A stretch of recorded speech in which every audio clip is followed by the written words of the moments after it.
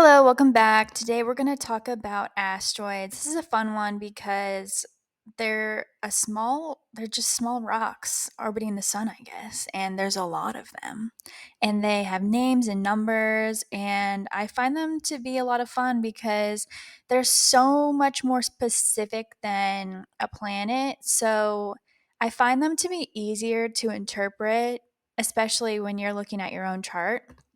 Here's a list of my favorite asteroids to use: Eros, Juno, Chiron, Vesta, Sappho, Ceres, Pallas, Lilith, not to be confused with the Black Moon Lilith. It's the asteroid Lilith, and then Psyche. And then here's all their corresponding numbers. You'd put those in the additional objects place on astro.com if you wanted to add these into your birth chart. Eros deals with sexuality and attraction, so who you're sexually attracted to. Juno deals with marriage, so it's kind of who you want to be married to or how you want to be in a marriage. Chiron is the wounded healer. It's the wounded healer because it speaks to a deep wound, but once you heal this wound, you're able to help other people overcome their wounds as well. Vesta is the eternal flame. It can be what you're passionate about, and it can sometimes borderline on a obsession for you. And then Sappho is kind of like who you have a crush on and who has a crush on you. Ceres, I'm not even sure if I'm saying that right, but it's a very maternal and nurturing energy. So the place you have this and the sign it's in can show how you feel nurtured and how you nurture others. Palace, it speaks to creative wisdom. So wherever you have it, it shows how and where you can tap into some creative wisdom. And then the Lilith asteroid, there's a few Liliths. There's one called Waldmath, and there's this Lilith asteroid, and then there's a Black Moon Lilith.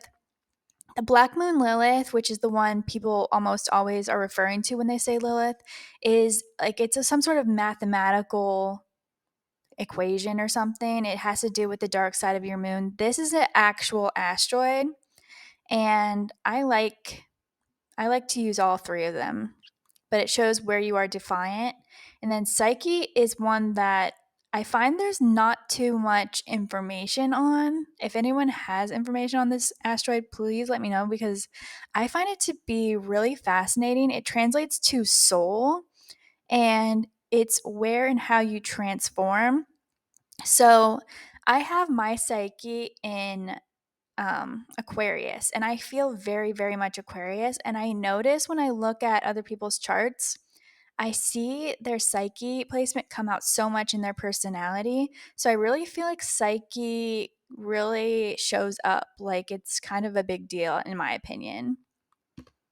But we're going to look at a few charts and look at their asteroids. This is interesting because this person has their sun right next to Sappho. It's within 10 degrees. So I consider that a conjunction. Actually, with the sun, with luminaries, it has to be within 8 degrees, but this one is. So it's still considered a conjunction. So this person is attracted to people who are spiritual and philosophical, and also people who are caring and nurturing and loyal. And she did end up married to somebody with a ninth house stellium and who is a Cancer rising. So that totally checks out. This is my chart. My Juno is in the first house, and my Eros. My Eros is conjunct my ascendant. So I'm very attracted to people who are like me. I want to have similarities with my partner. And also, I am interested in a relationship that is where it doesn't take away my freedom, in the sense that I still want to be who I am as an individual. And since it's in Sagittarius, this can include just wanting someone to share philosophical ideas with and travel and explore other cultures. It's also a very fun energy. I prioritize fun in my relationships. I have Sappho in the ninth house. I also have Jas here. Jas is another asteroid that deals with what you're sexually attracted to. And I cannot stop dating Leos. So I feel like that has to do with my Sappho here and even the Jas asteroid. And also, I feel like the relationships I've been in that have been with Leos were fated relationships where this vertex right here, that's not an asteroid, but I do think that's why I ended up in those relationships. I do have Ceres here too, so I feel nurtured when I'm sharing philosophical ideas and religious ideas and spirituality, and I want others to nurture me that way as well. Like I said, I have Psyche here in the third house, and I really feel like I do really enjoy communicating about Aquarius stuff. So, and then I do have the Lilith here too, and I can be pretty defiant in the things I communicate about. So, very rebellious in a very Aquarius way. I have Vesta over here in the eighth house, which I have not done too much meditating on what that means. I feel like it's true. I just really don't fully comprehend what that means for me specifically. This person has Eros in the eighth house in Aquarius. They married an Aquarius moon. They have Sappho. This is really interesting.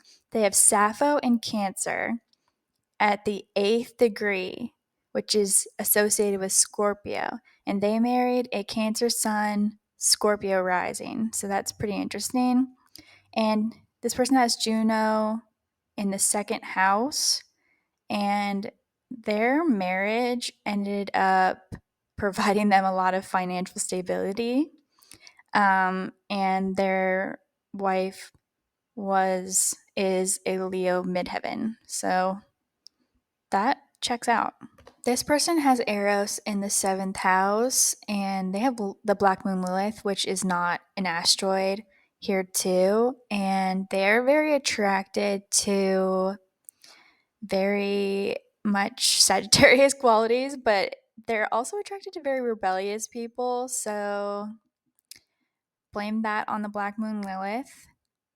Something I find really interesting is they have the Lilith asteroid exactly conjunct their sun, and they are not like an overly defiant person, but they definitely stand up for. They're not afraid to stand alone, but they manage to do it in a way that doesn't isolate them. So their sun is in the 11th house, so community and friendships are very important to them, and they are able to, well, it's very Gemini rising of them. They're very much able to fit in with many groups, and but they do it in such an Aries way. They they don't let anybody really change what they think unless you give them a lot of intellectual reasoning. So they really aren't subjected to peer pressure at all. And I think that's because of the Lilith there. But they have Sappho in the first house in Gemini. So I think they really enjoy people who intellectually stimulate them. And that has to do with Gemini. But that's all about asteroids. They're a lot of fun. They're one of my favorite parts of the birth chart. And I'll see you next time.